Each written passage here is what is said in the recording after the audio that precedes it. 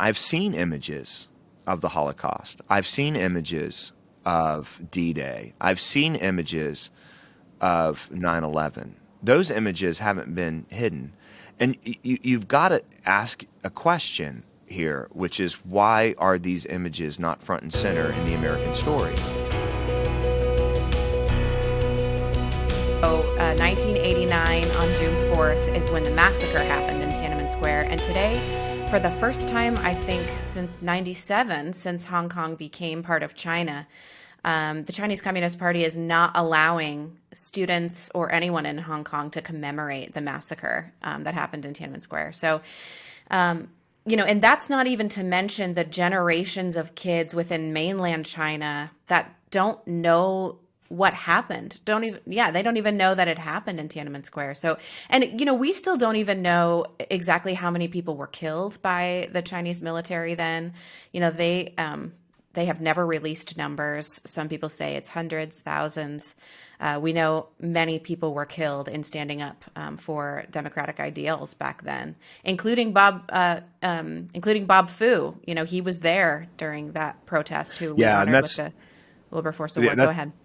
Yeah, that's just why I think it's so striking for me this week. It's that it's so close to, 2 weekends ago, where we honored Pastor Bob Fu, the founder of China Aid, with the Wilberforce Award. Heard the story, both from Pastor Fu as well as the Chinese pastor who commemorated or gave a tribute to Pastor Fu, who was there in Tiananmen Square when it happened with him. And it's just amazing, the disillusionment that created for so many Chinese, how that history has almost been washed away in so many ways.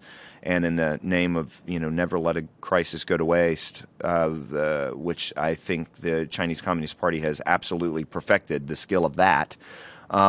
This is a way to kind of further get rid of that. And so it's sad that is the case.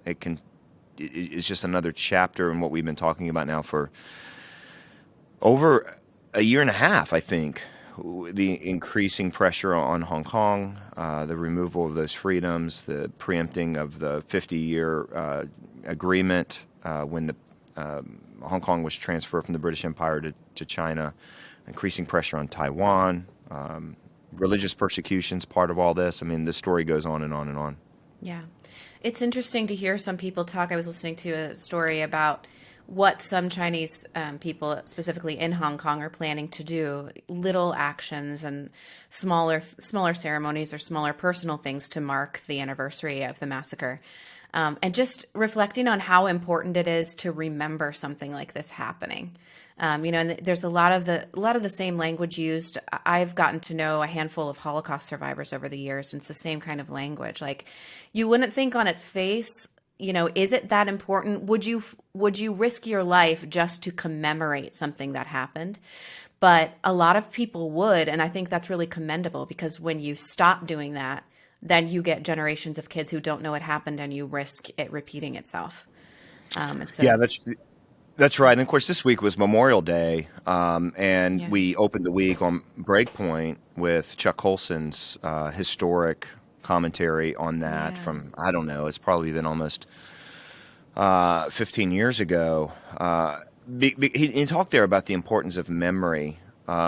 Now, of course, Memorial Day, he also brought in the idea of gratitude, and that without memory, it's hard to be grateful. Without gratefulness, it's hard to protect and preserve that memory.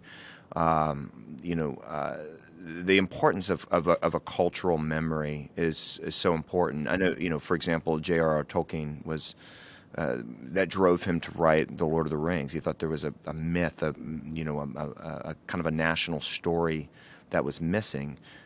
Later on in the program here, we're going to talk about some of the battles that are happening over educational policies in states trying to protect history and all of that. And you just think, if you lose your history, how can you be a people together? And I think that's just a critical point. And this is an appropriate week to remember that, given starting the week with Memorial Day. Yeah. And actually, too, I know I'm springing this on you, but Wayne, our producer, told me that you've been looking into this a little yourself. because there was another anniversary this week, and that was of the race massacre in Tulsa, Oklahoma. This was the 100th anniversary in 1921 of the killing of scores of Yeah. black people during an outbreak of violence there. And I have to confess, I mean, if I did, I don't remember ever learning about this in school.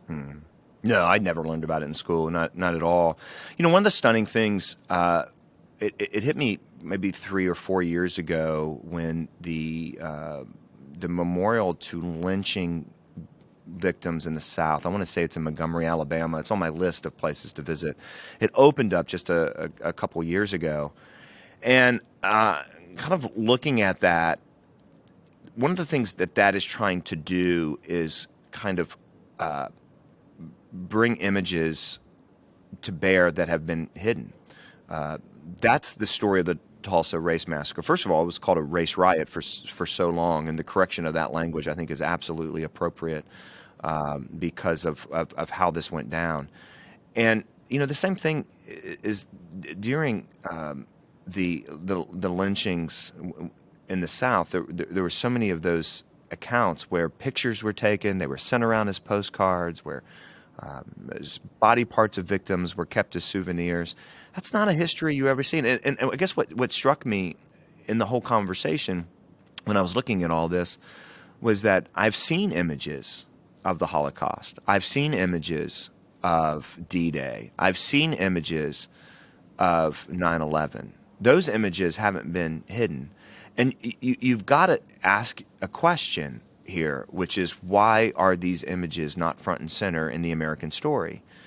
And look, I know it's not good for national pride, but we know what's happening in Germany, for example, with a generation of young people that are rejecting the bad parts of their history, the rise of anti-Semitism in that nation. That is a real and live and present danger.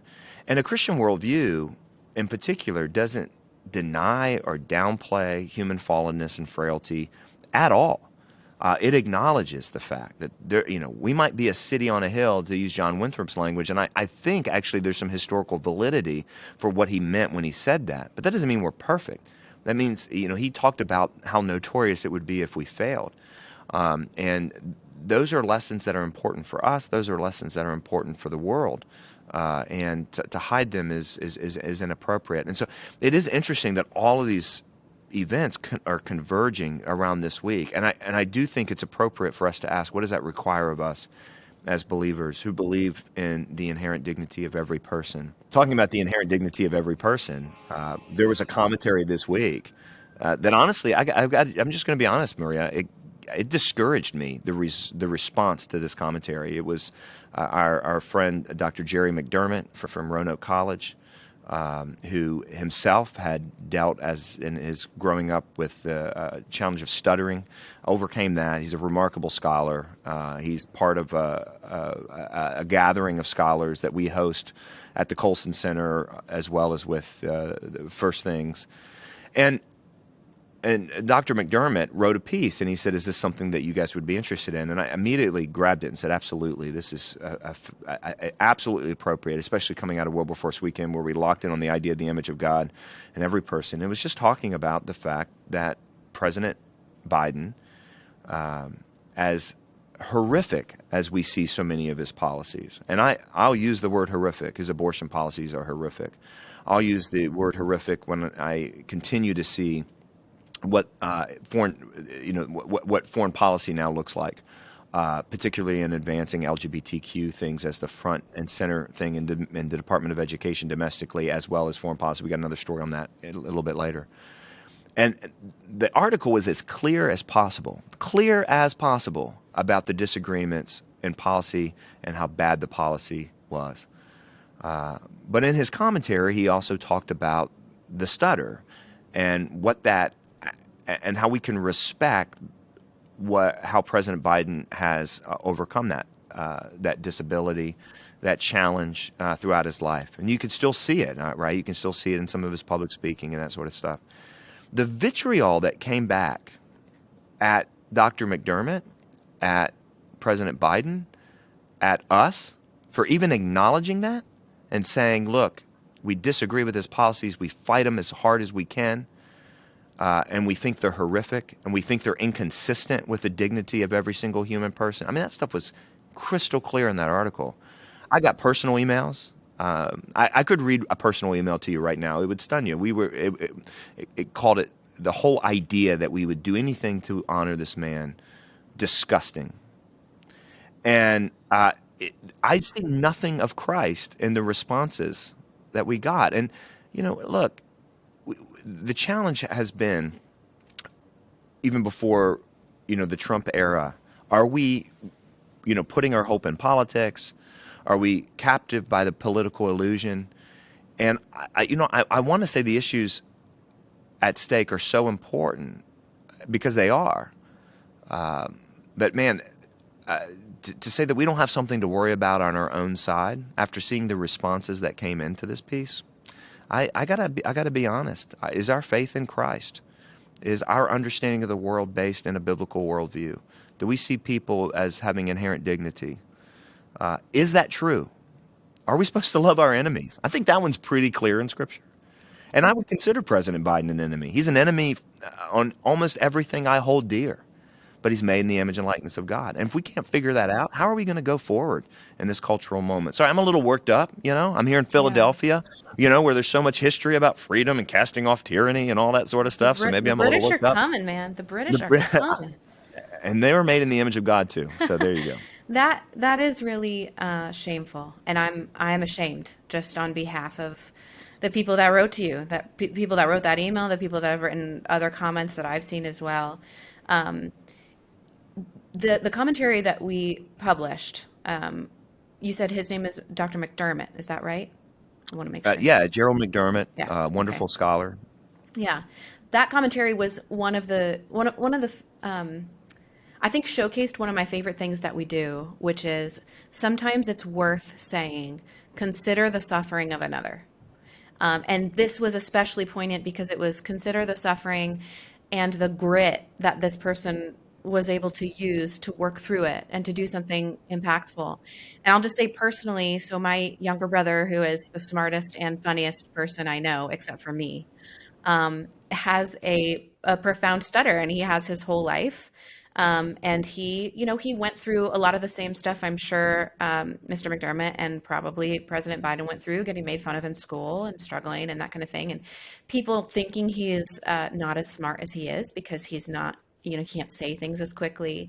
And I shared this commentary with him, and he was just so touched by it and said he just felt so seen, in part because some things that he and my brother and I had never even talked about, things like, he goes, I can't tell you how often I know what I want to say, but I know it's going to be hard. So I, like, the term is circumlocute, like I find another word for it basically. And so he said, I'm always worried that sometimes I sound strange. I sound like I'm meandering, or I don't know what I'm talking about or whatever, but really I'm just trying to find the right words. And so he really enjoyed and was touched by this commentary. And he and I were talking about it as well, just, because I told him that we had been getting some negative feedback, and he said, man, it was so clear that, we don't affirm these politics. But my thinking was too, honestly, John, even if we hadn't been, all we were saying was consider the suffering of another and what an inspiration a person who has made it to this level of office could be for other people who have stutters. And I do think it was worth saying because of how politicized everything is. It was worth saying, listen, we're not endorsing the politics. We think that this is horrific, the abortion, all of this kind of stuff.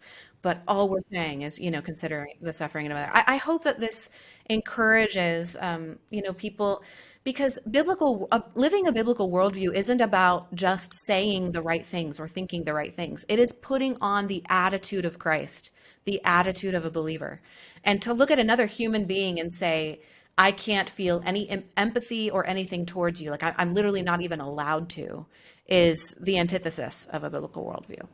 Yeah, it is. The irony was another commentary, and you helped dramatically, I think, with this one, dealing with a column from Michelle Goldberg, a New York Times columnist, talking about the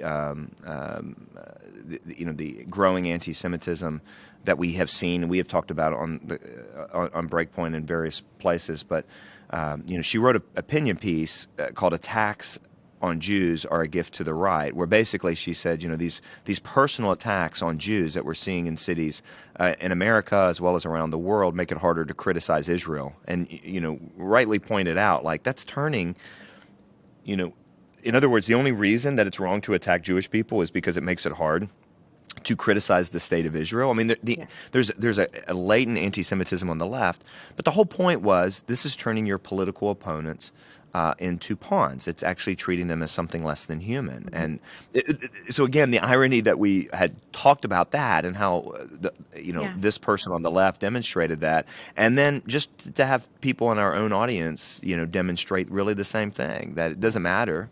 The president's a human being. It doesn't matter, that he's made in the image of God.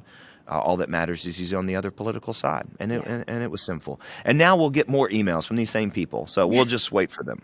My husband always says, one of the things he always says is when he first came to Jesus when he was a teenager, he says, I would have gone, if I had died that day, I would have gone to heaven a abortion supporting, LGBTQ supporting, neo sort of communist whatever teenager at that point, but he would have gone to heaven because he knew Jesus. The process of sanctification is long. It's a long road. Nobody else knows exactly how you're going to walk it. So the fact that you could look at any human being and pretend to know where they are in terms of that walk is just not a privilege that we have as human beings and not God.